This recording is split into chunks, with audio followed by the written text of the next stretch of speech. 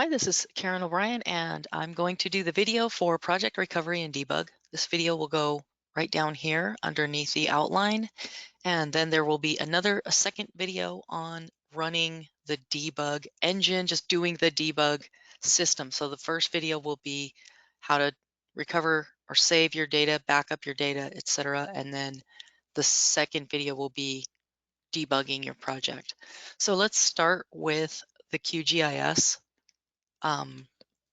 So here is lesson 1. I think actually this is up through lesson 2 complete. So this is the complete channel for lesson 2. And it looks like, since I do have some rectangular channels in here, that this is actually the completed channel from this part of lesson 2 is to do a channel from a RAS, and this is to do a channel using only QGIS, which is quite a bit easier. So let's start with, so we have this channel that's complete and this project is ready to continue on to the next phase, but I don't want to just, this channel, put a lot of work into this project to get it to this point. So we don't want to just lose that work if we do something to mess up our project while we're developing the storm drain. So this is pretty simple method. If you are ready to save your project or you're ready to move on to something new and something different, you can save your project. And as you can see, the project is saved here in my tutorial lessons. You can see here that I have the QGZ file, and that is all of the layers, and that's these guys right here. It just how these layers look, all of their styles, all that stuff is saved into the QGZ file. And the project data, the actual polygons and polylines and the grid and all of that stuff is saved into the geo package, which is just a binary file of all of the geodata from QGIS. So these two need to go together. And so what we'll do is we'll close QGIS because this is ready and this channel is done and ready to save. So we'll close it, and you can see that this data is all preserved right here in these two files. You don't really need anything else.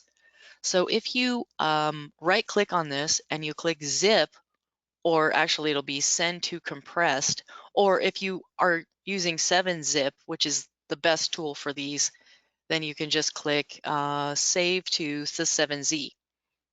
And then once you save it, so that makes it really small and easy to transfer package. So that was here, that was saved here. And then what I want to do is just name and tell what this is. So this is QGIS, sorry about that. QGIS, well, let's just do this. This is advanced module or advanced, I'm on advanced channel modeling channels. Okay. And now that tells me what this is that I've just saved. And then to get your GeoPack or get your project open back up, you can just click on the QGZ and that will load the project into QGIS, or you can load QGIS and then drag that lesson or drag that QGZ file into the project. And you see here that that brings your project back up exactly the way you left it. Now, as you're working, if you make a major mistake in this project and you break something, you can now have a backup that you can get to, and we'll show you how to do that now. So if you did something like that, you broke your project, or you broke your geo package, whatever, you just close it out. This time it's not important to save it. And then you would delete it, completely delete it, and then you would extract it from your, let's see, this was advanced channel modeling, channels, okay. So then we would extract it from here using the 7Z extract here. Or if it was a zipped file, you would just use your regular extraction method, which would be in here listed if that was a .zip. So we'll extract this data here, and you'll see that it'll put it right back here where as it was, and then you can open it back up. So the nice thing about preserving your data with the 7Z instead of like just making a whole new folder is that you can't go in here and mess this up by, messing around with that data that's in an old folder. So I don't like to save my project. I don't like to preserve my projects in their own folders, because then I can go in there and I can mess with those and might potentially mess the data up. So instead, I like to zip it so that it locks it and you can't edit it. All right, so let's go ahead and click yes to load the model. But before we do that, I want you to note that this project comes from this project, that QGZ, it recognizes right off that it's a Flow2D project, and it asks if you want to load this geo package. So if you click yes, it will then complete loading your project. Okay, and so now everything is ready to start working on. But let's say you gave that project to somebody else to work on or to review or whatever, and they need to load it and open it on their computer. How does that work? So in that case, that means that the path has changed. So I'm going to close this out and show you what happens when a path changes and you're using a project for QGIS. So by giving this project to a coworker, I would just give them the entire folder, because it would have all of the work, all of the data that they needed, including the project, like all of the data that I used to create the project, including the computational domain, the original source data for the Mannings, the original source data for the hydrology. I would give that whole project to the reviewer or to the person who's going to take on the next project. And then all they have to do is open it. But of course, the path is going to change. So their computer is going to be name is different. Their path is going to be different. So let's just call this new path.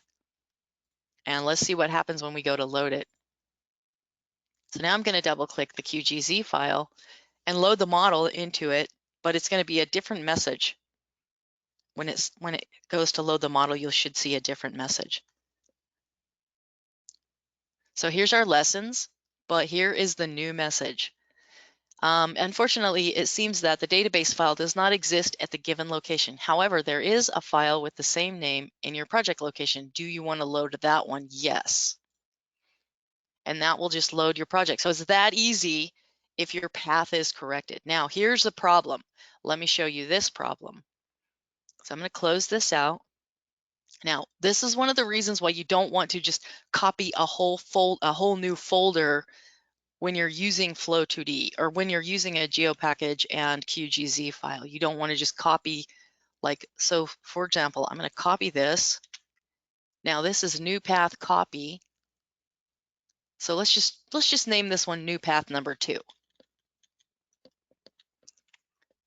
So now if I have a whole new folder, what's going to happen when I go to open this is that, well, actually it might be okay this time. What? Hang on a sec. I'm gonna have to cancel this because it's not exactly what I wanted to show you. So let me just click no, and then I'll close it. Now, sorry, let me go back here. Now, I'm just gonna take the new path name off of this one so that this path still exists. Now watch what happens when we load it this time. If I load the lesson 1 QGZ this time, it's actually gonna go back to that old path and try to load that model. So that's why you don't just copy a whole complete folder. You need to kind of be careful about your path. So see here now, this is actually going back to that lesson 1 path and loading that geo package. So that's something you need to be careful with, especially if you're transitioning from the like self-help lessons to the advanced lessons, because the advanced lessons use files that are still called lesson 1 because they come from that source data. So just be careful about that. If you do try to load this, you would need to go back and maybe eliminate or delete that other file before you loaded it. So that's basically how you load projects, save projects, recover projects. Of course, once you work through lesson 1, it shows you how to save your projects.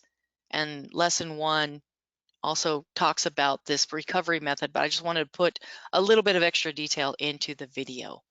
And that's all we need for this video. So the next video will be setting up and doing the debug.